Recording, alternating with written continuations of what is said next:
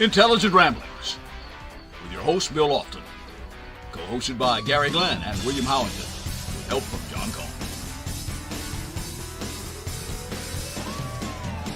Well, welcome to Intelligent Ramblings college football type edition.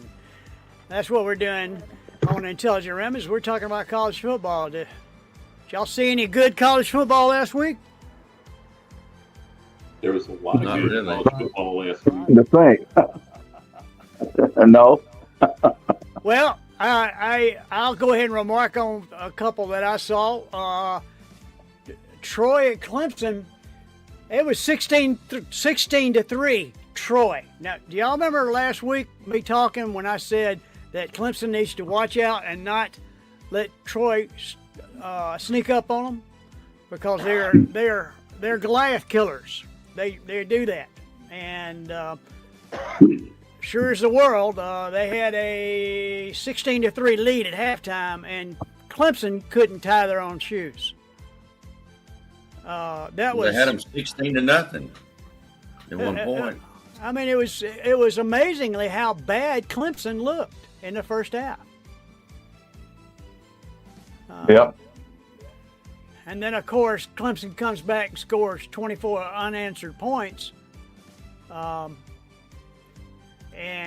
won the game. But you know, what's the deal with Clemson? I thought they were like top 3 team this year, and they look like a B team at best.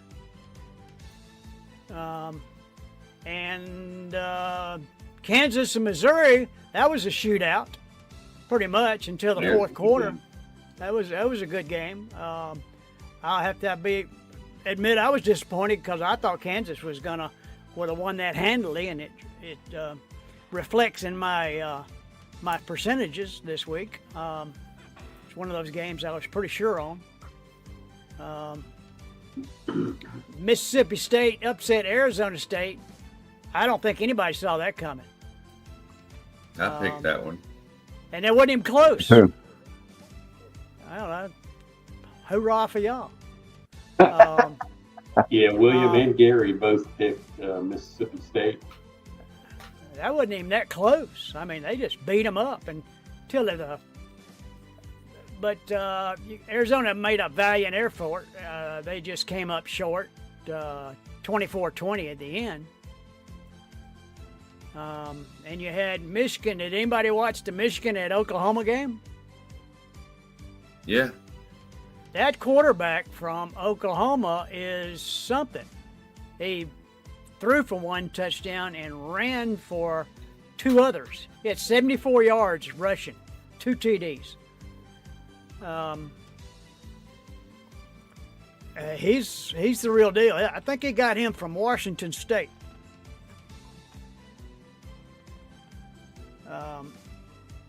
Transfer portal at work.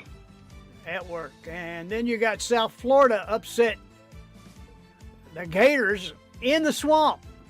They got their butt kicked by South Florida in the swamp. It was close. All 4 of us missed that one. It was close, but it showed DJ Langway has some flaws. He ain't gonna win the Heisman this year. Also, William and Gary both graded out at 92% last week for last week's games. They picked 11 out of 12. We should have picked South Florida, but just can't hate those Gators enough. Yeah. I didn't expect South Florida to do that either. I don't think. Well, I said they had a chance. Well, they played pretty well over the years. I mean, they haven't contended for national championships, but they've had some winning seasons. Played pretty decent football, and they sure proved it this past Saturday. Well, they proved it that first week over Boise State. It was like 40-something points. Mm-hmm. Could be a contender. We'll see. Contender or pretender. thinking pretender. Anyway, why don't we make some picks? But let's go to a commercial right quick, and then we'll come back and make some picks for this upcoming week. All right. Intelligent Ramblings is brought to you in part by Pat Williamson, a proud Dragon alumnus and a strong supporter of Jefferson athletics and academics.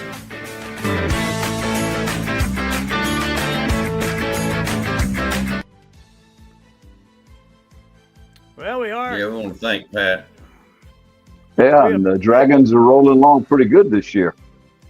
Yeah, they put a whooping on Stevens County last weekend, so they looked really good. There was not a Stevens County was not in their league. That's the best way to put it. Well, they got one this week that's in their league and maybe a little bit league higher, North Oconee. That'll be a good one. We'll see how they fare with some really good competition. But I just hope they keep it within 3 touchdowns. And here we go. Florida at LSU, number 3 LSU. And there's LSU has got the 7.5. The spread is LSU by 7.5. So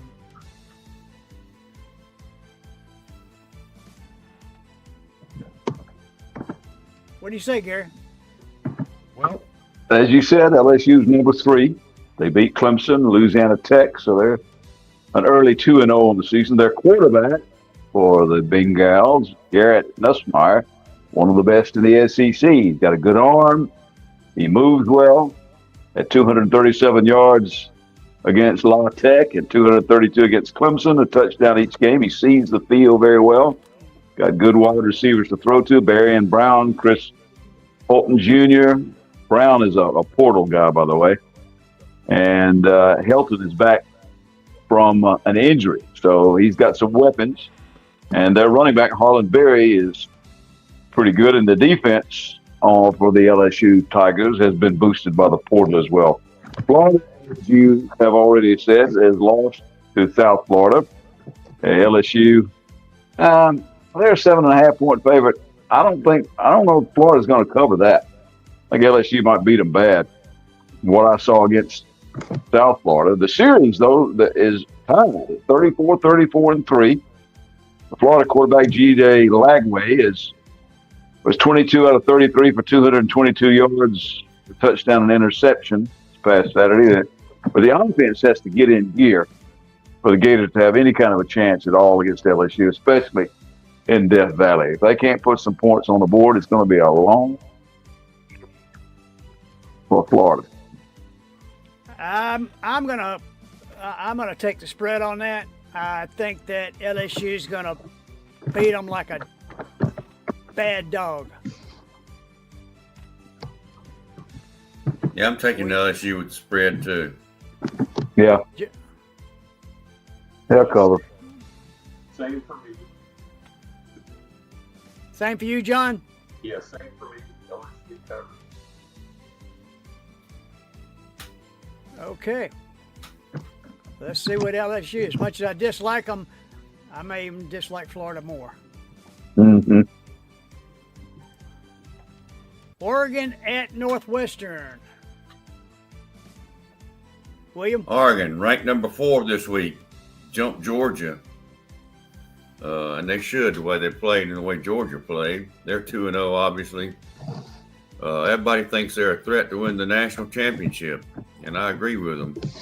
They had dominant wins in weeks 1 with a newfound physicality. They beat Montana State 59-13 in the first week, and Oklahoma State, which is not one of those we're paying you to come, 69-3. Head coach Dan Lanning in his 4th season is 37-6. Dan Lanning, of course, was the outside linebacker and defensive coordinator coach at Georgia for 4 years. And quarterback Dante Moore is really looking good. He's thrown the ball pretty well, and he can run the ball especially well.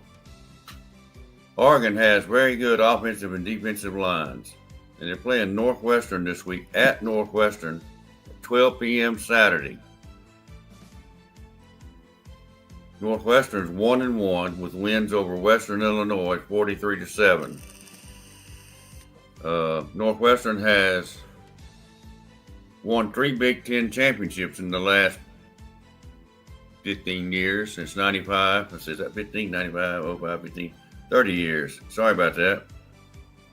Coach Pat Fitzgerald was responsible for that. Now they've got Coach David Brown, and he's not doing too well, afraid. So look to Northwestern to get beat by Oregon by more than 27.5 points. I'll take the spread too. Oregon covers. Agreed. Gary? Yeah. You taking the spread or not? Doug, oh yeah, we'll take the spread on that one, and I think Oregon covers that, and then some. I agree. I think Oregon wins and covers the spread. John, your audio is off. Something. Can't hear it. Yeah, 1, 2. you're low. We can hear you, but you're low. Okay. There you go. There you Is go. that That's better? better. That's better. Okay. Yeah, I've got Oregon, and they cover the spread.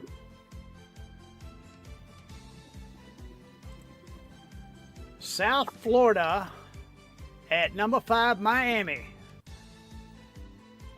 Spread 16.5. They think Miami going to take this one. John? I think that Miami's going to win this. I don't think they're going to cover the spread.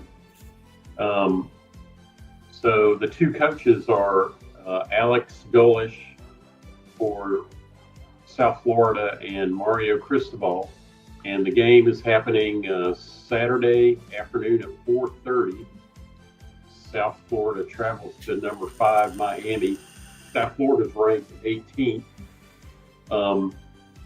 South Florida, well, let me say this. ESPN Analytics has Miami with a 72% chance of winning. And I think they have a better chance than that. South Florida beat a decent Florida team last week by 2 points. But this week, their luck runs out. Carson Beck affirms Miami's confidence in him, leading the Canes to victory over the Bulls. Early in the game, USF may have some surprises for Miami. They may be ahead at one point, but that is not going to last long, and they're not going to be able to stop the Miami offense at home. If Miami wins this game, which they should, they're starting to put together a good season considering they beat Notre Dame in their first game. So, as I said, I've got Miami to win, but not cover the spread. I don't think Miami's going to cover the spread, and I don't think Miami's going to win. I think it's going to be the upset of the weekend. I'm believing in South Florida. They took out Boise State like they were nobody. And last week they beat, like you said, a decent Florida team. So I'm definitely A ranked Florida team. Mm-hmm. Yeah. So I'm going to go with South Florida. That's your upset special for the week, Bill. Well, That's my upset special of the week. So far they ain't been working. So we'll see.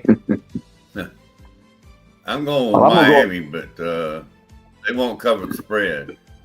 I'm with you guys on that one. I don't think they're going to cover either. I think it's Miami going to win, but I'm not sure they're going to win by more than 16 points. All righty then. William, you're saying Miami and not South Florida. Is that right? I think I said South Florida, didn't I? You did. I just want to make sure. I mean, we can. Yeah, well, I'll stay with South Florida then. So Okay. they're not going to cover the spread. All right. You got South two Florida. people with the upset I'll stay special with there. I think Miami at home is going to win. Yeah, that's I the don't only thing. think Is that, No well, cover. the thing about it is, South Florida's down there too, so it's really not a big home game for them. Mhm. It's not very far to travel to South Florida.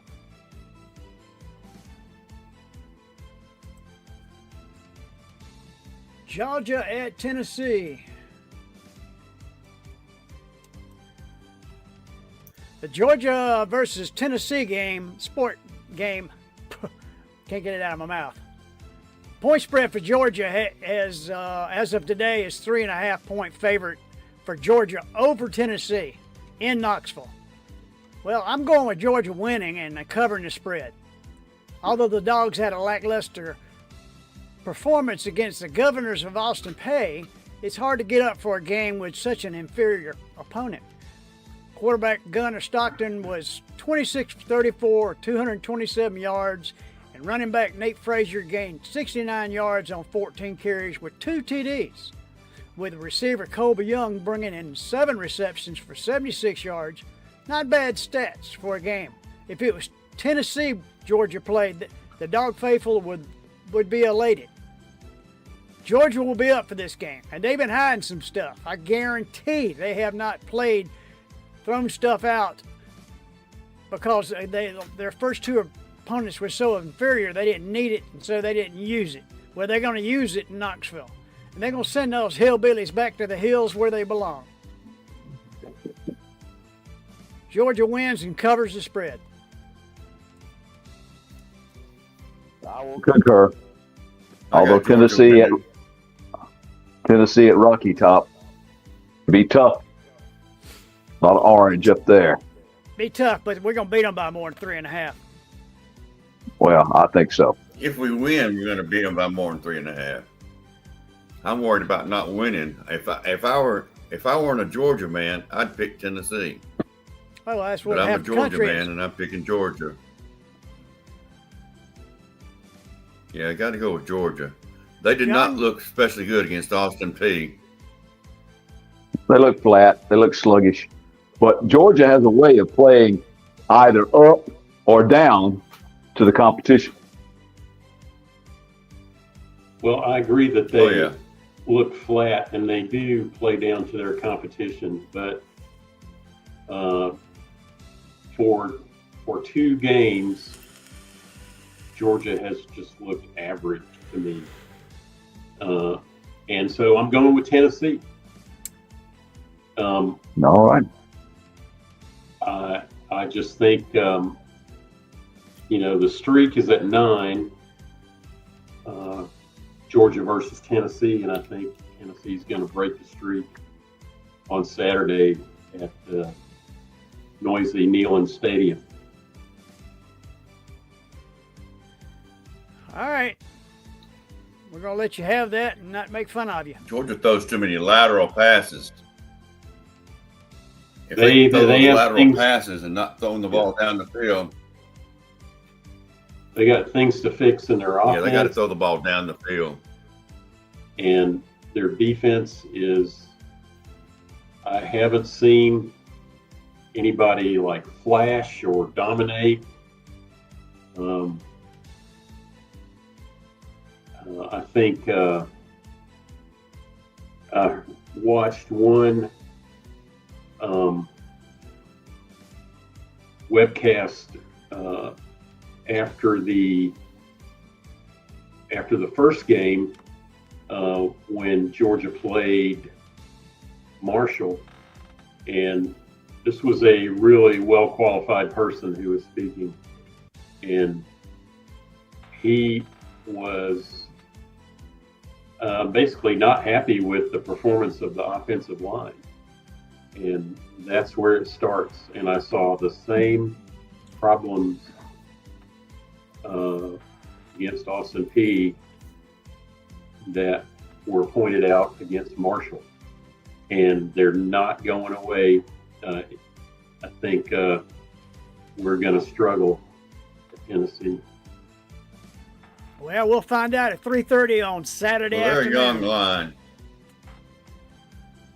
They've got upperclassmen all through the starting lineup and in the reserves. They're all experienced. The starters are. Oh well.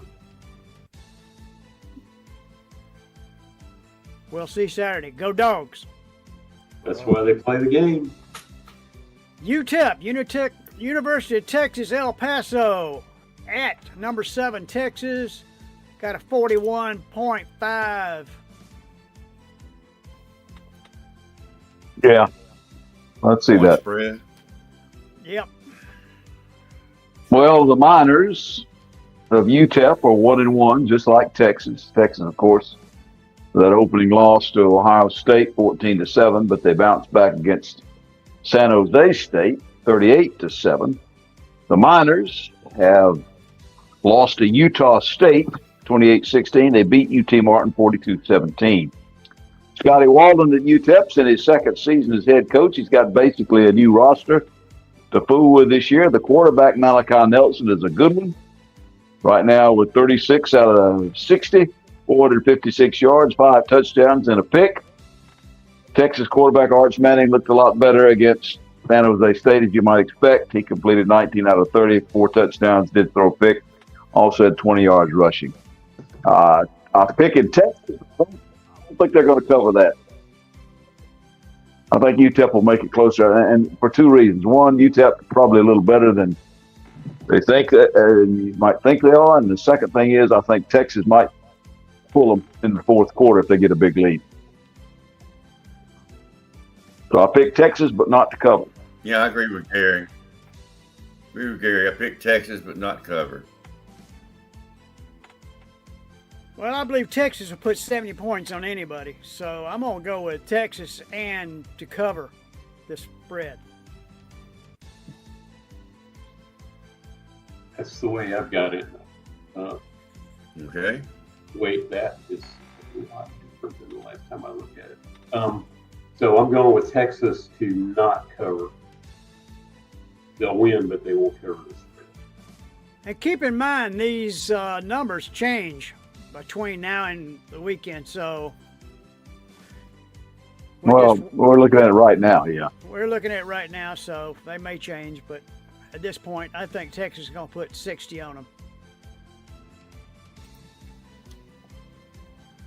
I've begun to dislike Texas almost as much as the rest of them I dislike. Well, Texas, has given up a couple of touchdowns, but that's all for their defense. But again, they had those games. One they lost, and the other one it was well in hand. So we'll see. All right, William, we got with Texas A&M Notre Dame.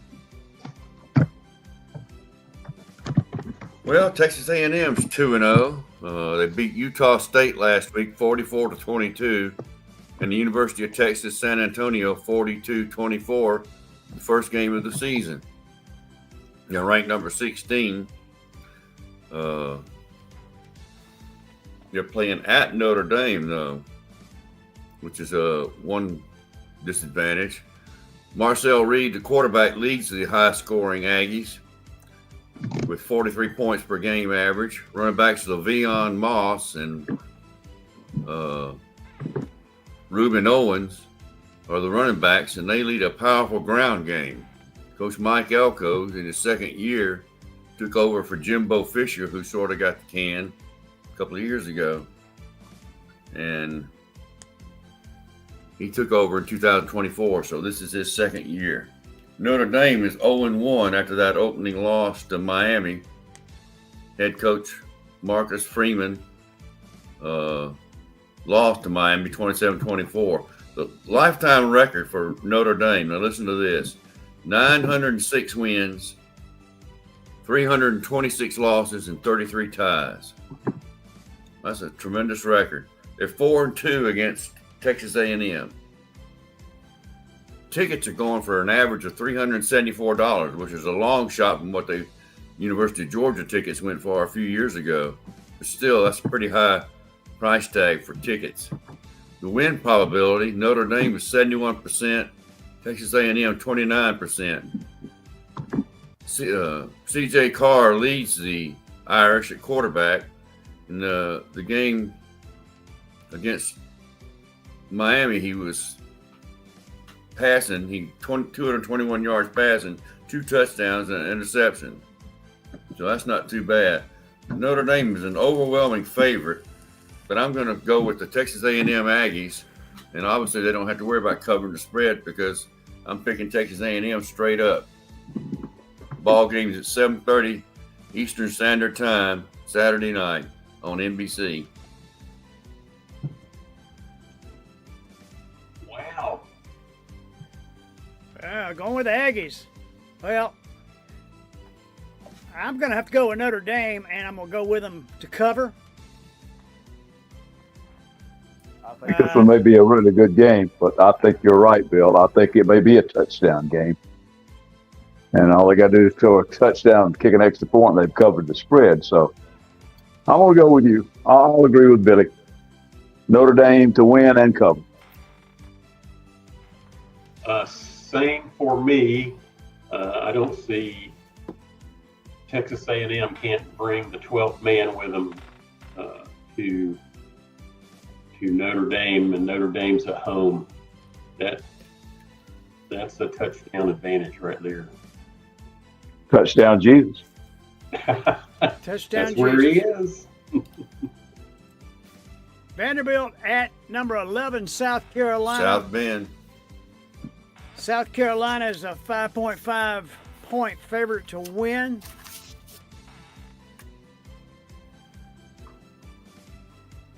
I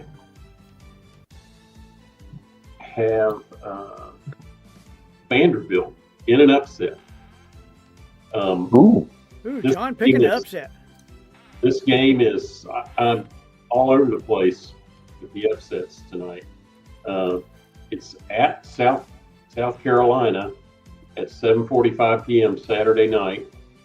I don't think Vanderbilt's going to cover the spread. I think they're going to win by like a field goal and, something like that, or an extra point and a safety.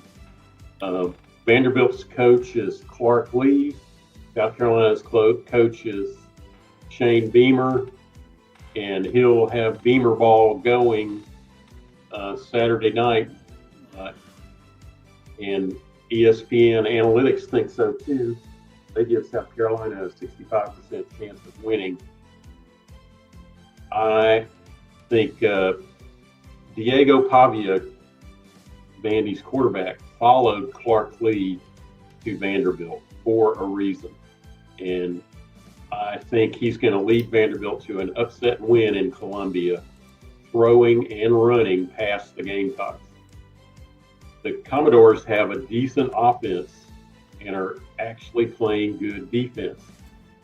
If the Commodores can overcome South Carolina's home field advantage and not make mistakes, they have a better than even shot at winning. I expect Vandy to frustrate South Carolina's offense. If they can keep the ball and wear down the Gamecocks defense, it's a win for Vandy. So I've got Vanderbilt in an upset. Well, John picks an upset. That's big. I haven't heard him pick an upset in 3 years. So here we go. I think Lenore Sellers is more than Vanderbilt can handle. I think Vanderbilt's got a pretty good offense, and I think they're going to probably win 7 games this year, maybe 8, and upset somebody. But when they're in Columbia against South Carolina, I think Lenore Sellers is beyond them dealing with. He can run on you and he can throw on you, and he's like 230 pounds. So I'm going to have to go with South Carolina to cover. Yeah, they've got a good pass rush. Gamecocks do. Their running back is running back by committee, but they're all pretty good. They got Faison and a couple of transfers, Oscar Attaby, and then Dylan Stewart off the edge gives them a decent pass rush. They got a pretty good secondary. I think the Gamecocks will win, and I think they cover. Well, I'm John, and in honor of Pat Williamson, I'm going with Vanderbilt. Diego and Eli Stowers are a pretty good combination there at quarterback and tight end. And I think Vanderbilt, and I hate to say this, but they're kind of cerebral. I believe they'll, like John said, frustrate South Carolina. So there's no need to worry about the spread. I'm going with Vanderbilt straight up. All right.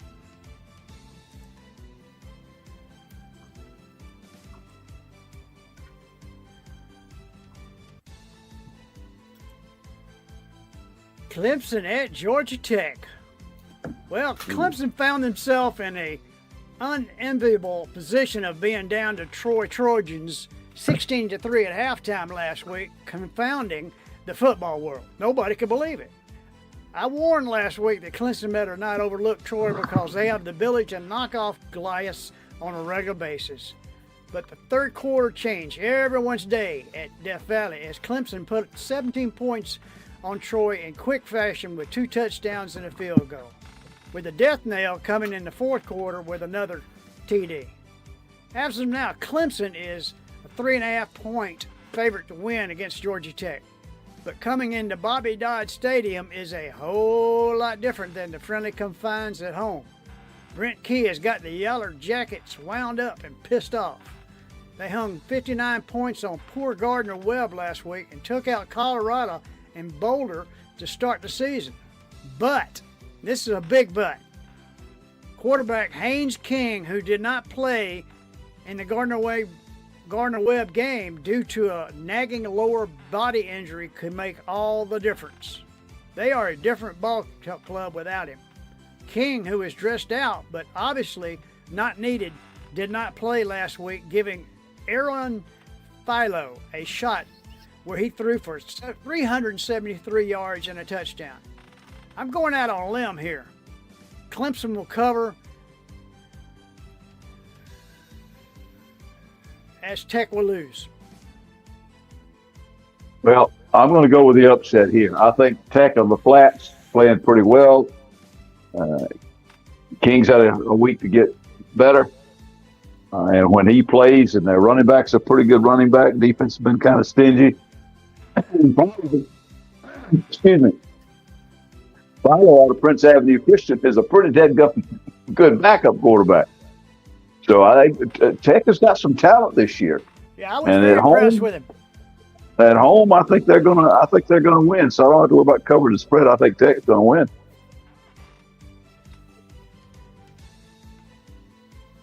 Yeah, I'm going with Georgia Tech too. That's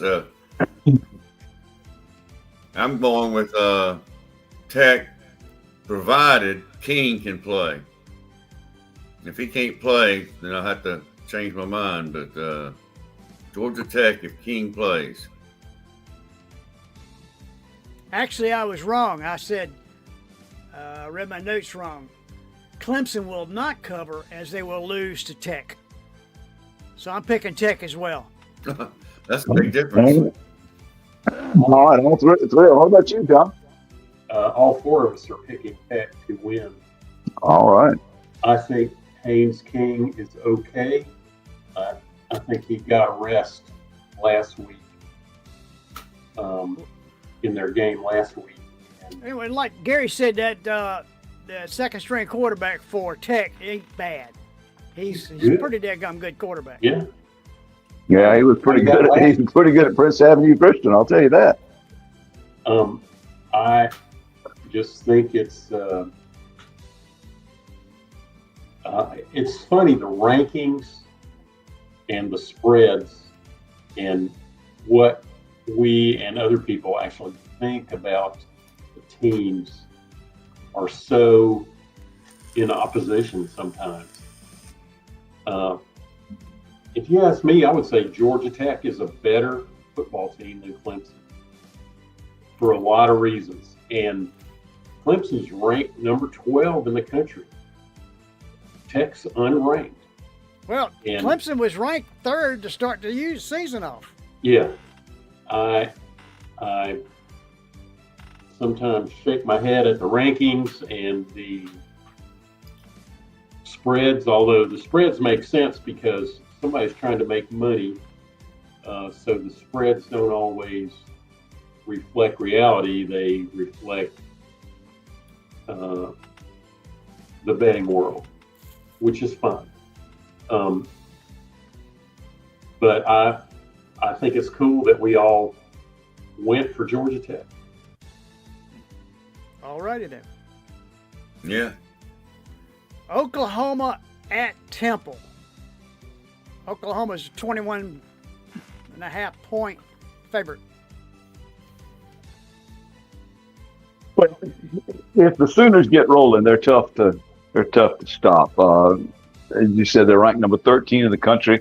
Both teams are 2-0 right now. Sooners beat Illinois State 35-3, and then they beat Michigan 24-13, which was a really signature win for the Sooners. Temple is 2-0 at beating UMass 42-10 and Howard 55-7. The game is in Philadelphia, and that line has now dropped. They started out as a 4-touchdown plus favorite, so now they're down to 3 and change, plus the extra points. The Owls quarterback, Evan Simon, completes stuff at a 77% completion rate. He's got 422 yards and 9 touchdowns already. His receivers, Peter Clark and JoJo Bermudez, are pretty good receivers that he throws to. The running back is Jay Ducker, 215 yards, 7.4 yards a carry, and he's got a touchdown. They're a pretty good team, Temple. I don't know that they're in Oklahoma's class. They've got a pretty good linebacker, Eric Stewart, the Owls do on defense. He's got like 9 tackles on the year so far. I think those are solo tackles. Oklahoma quarterback, John Mateer, 662 yards passing, 98 yards rushing. He's a threat. The linebacker, Sammy Omoxiho, has got 11 tackles in just a couple of games. And so I picked the Sooners to win. I'm waffling on the spread here. I'll say they'll win and cover that. But it is in Philadelphia, so we'll see. And I'm going to pick Oklahoma as well because I'm really impressed with that quarterback.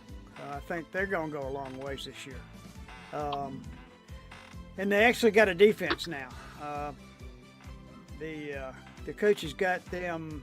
That's what he's known for. So they finally got their defense together, and I think they'll beat Temple, but I don't think they're going to cover. I don't think they'll beat them that bad. I think it'll be a little bit closer. Could be wrong. William? I've got Oklahoma, and I think they're going to cover the spread.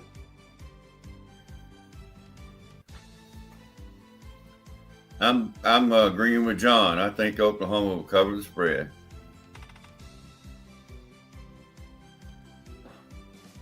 If they can run the ball. Arkansas. All right, I think this would be a game of the week. Ole Miss. Yeah, like I said, I think this would be a game of the week. 2-0 teams, both evenly matched. Had a great game last year. Ole Miss to 17, of course. Lopsided wins for Arkansas against Alabama A&M, 52-7, and 56-14 last week against Arkansas State.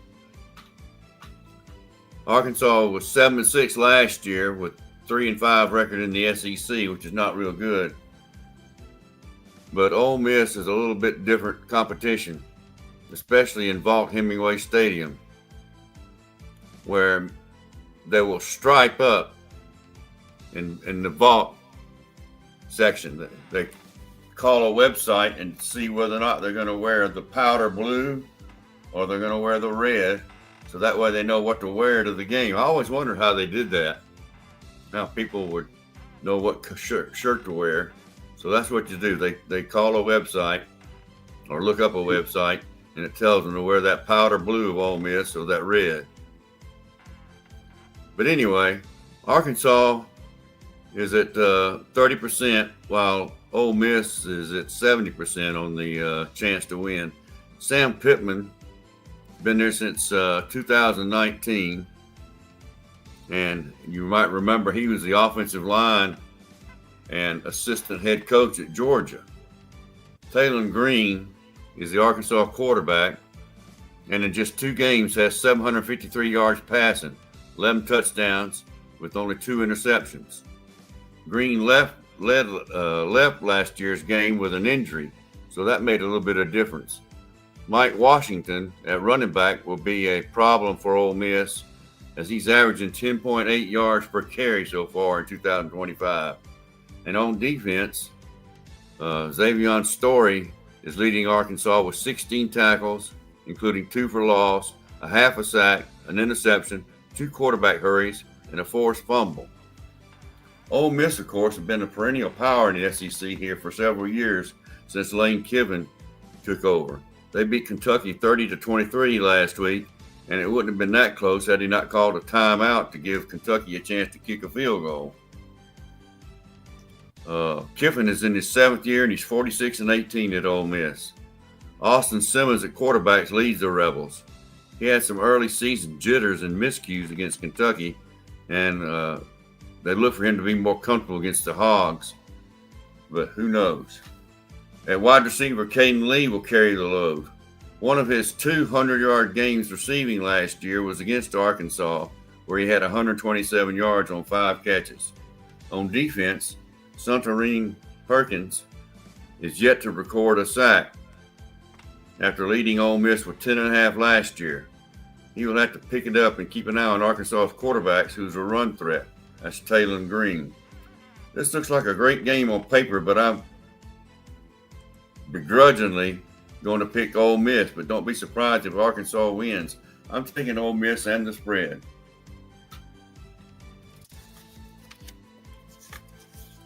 Well, my Thoughts? great grandniece Gracie is now at Ole Miss and in the sorority there, so I can't pick against the Rebs on this one here. I think they will. I think they'll cover, but I think Williams right. This one's probably going to be pretty tight. I'll be surprised if it's lopsided. I'll be a little surprised if Arkansas wins, but this is an SEC game. I mean, things happen in the SEC. Everybody's got talented athletes. Who's feeling good that day? You know, who didn't have a fight with their girlfriend or whatever. I mean, a lot of things come into play here, but I think Ole Miss covers, and I think they win at home. I think Ole Miss covers and they win. Big time. I don't think it's going to be that close. Yeah, I'm kind of leaning that way too, Bill. I think they're going to win at home, and they will easily cover the spread.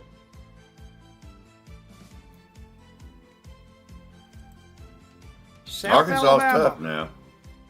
South Alabama at Auburn. Auburn's a 24.5-point favorite. And they should be. This game is Saturday at 3:45 in the afternoon. The coaches are South Alabama Major Applewhite, and Auburn is coached by Hugh Freeze.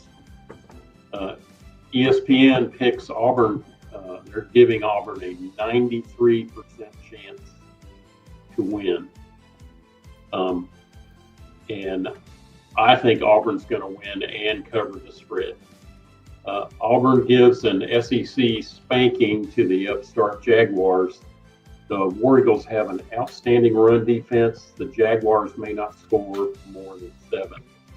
Meanwhile, on the Tigers' offense, Jackson Arnold is developing into a good passer, and Jeremiah Cobb is looking good at running back.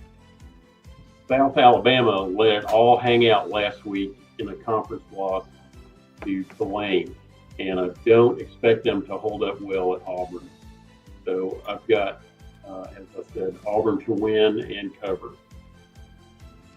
I agree with John. I agree too with you guys.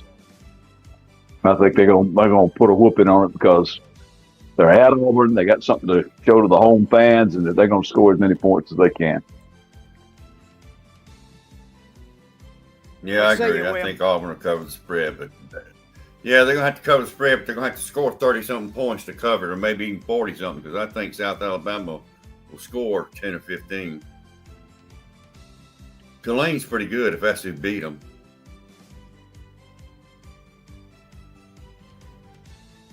It is. Is that who beat them, John? South Alabama last week by 2 points. Well, Tulane's pretty good.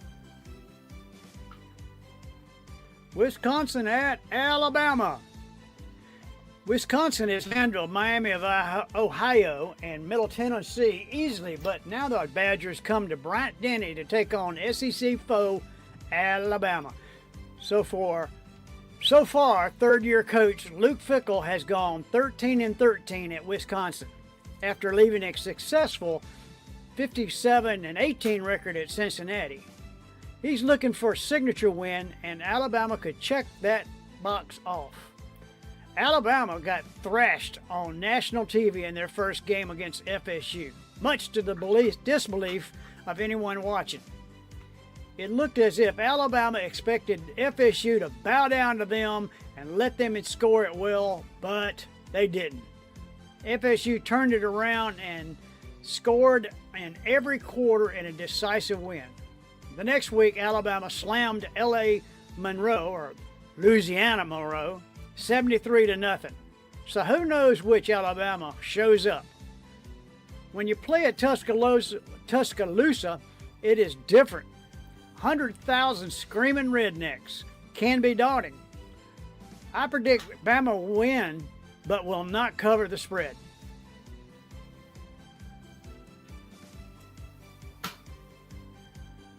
I think they'll win, but I think they will cover.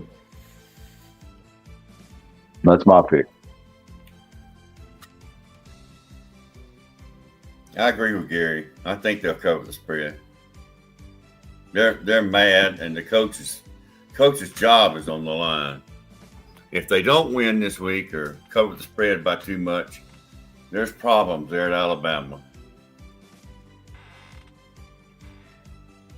Yeah, I think Alabama's going to win, but I don't think they're going to cover the spread. You're getting all these predictions, John, right? Yes. Good. Well, what if we? How does that affect our percentage? I'm wondering. If we get half of it right. Well, it's going to have two different columns. We'll have two different columns. Two different things. Yeah. Yeah. Well, speaking of percentages, last week's picks, Gary and William tied at 92%, a magnificent picking day. John was 10 out of 12, a really good picking day, and I was 9 out of 12, a little bit above average picking day. Well, with the exception of Corso, we're doing pretty good against ESPN. Yeah. Our cumulative percentage of correct picks in the lead at this point in the season is Gary at 81, William at 81. They're tied. John, you're at 77, and I'm at 69. I've been picking some upsets. I'm going to have to start doing those easy picks like y'all do. Necessarily easy. I've been picking upsets too. It's just right. Luck. That's all that is. That's the way it started last year. I caught you guys last year, and we'll see.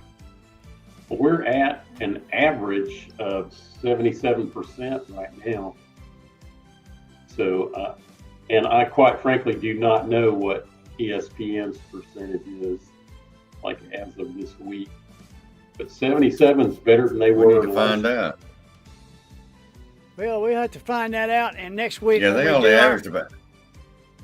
We'll show our percentages, and then we'll show ESPN on the bottom. How's that?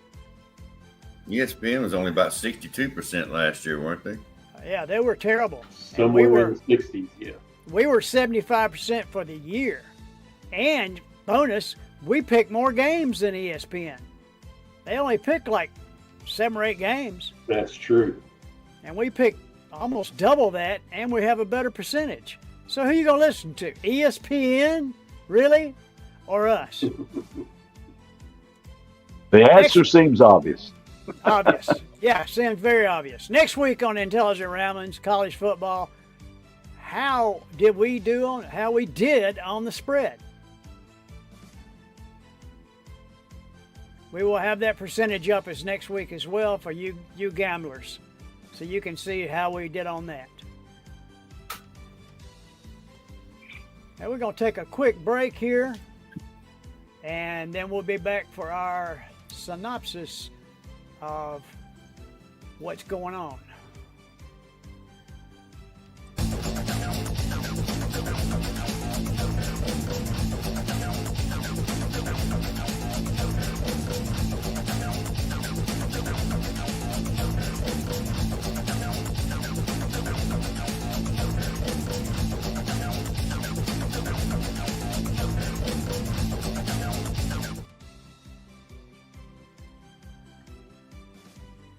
Well, as you can tell, we are. Oh, it's still here. We don't have a background. What is that? There we are. There's the lights. I was standing in the dark. I couldn't find my way around. Anyway, we like we were saying, we are. What percent are we, John? 77. 77 is our average, cumulative average. 77. Well, you know, if you want to hedge your bets on that, do it. But if you don't. But we'll be having our picks every week, and we'll also have how we did against the spread next week. And we're going to also have our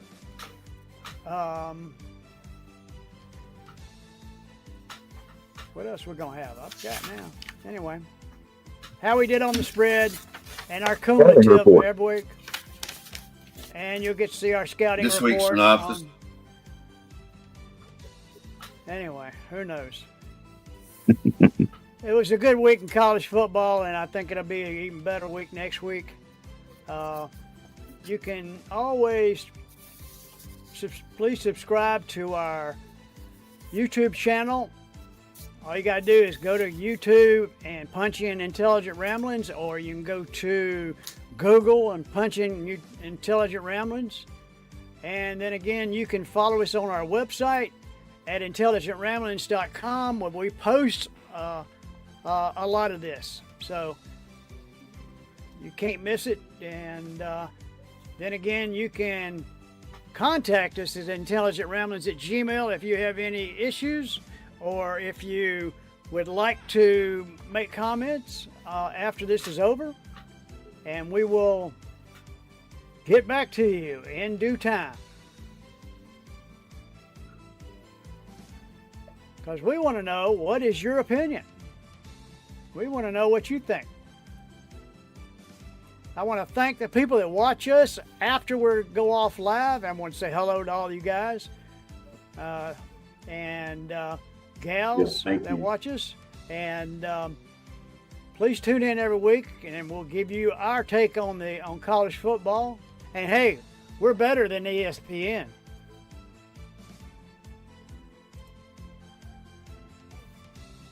I want to say happy birthday to my lovely bride, Jill, whose birthday is tomorrow. Happy birthday, Jill. Happy birthday, Jill. Yeah, she's 39 again. All right. 39 again. Happy birthday. She'll be the same age as me. She'll be the same age as me, unfortunately. Yeah. She looks a lot better than you do. A whole lot better. Oh, bunch. I mean, just gobs more. Oh, yeah. I have to agree. What can I say? Have a good week, everybody. See you next weekend. She just got hair. Good week. Go Dogs. Go Dogs. Bye. Go Dogs.